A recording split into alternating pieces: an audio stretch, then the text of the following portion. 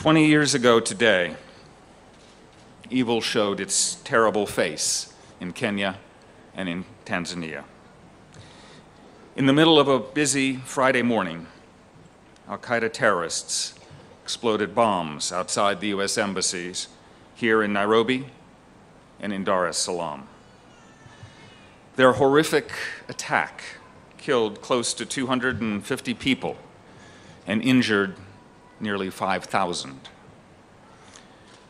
In an awful moment, the lives of thousands changed forever, as did the lives of their families and friends.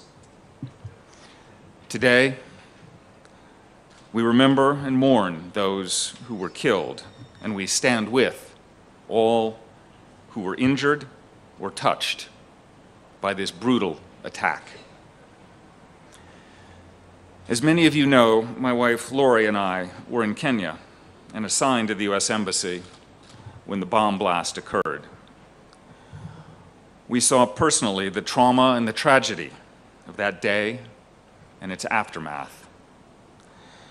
But we also saw the heroism, compassion, and selflessness of the embassy staff, Kenyan citizens, and friends from countries around the world.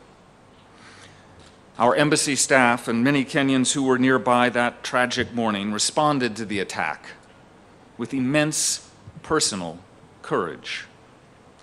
They worked tirelessly, taking great risks to save lives and help the injured. Side by side, they rescued those who needed help. They retrieved the dead, and they began the process of recovery and rebuilding. We also saw the bravery of Kenyan emergency and medical personnel and special teams who rushed from the United States and other countries to assist. As ambassador, I'd like to express my deep personal appreciation and that of the United States for the courage of so many that day, including some who are here with us this morning.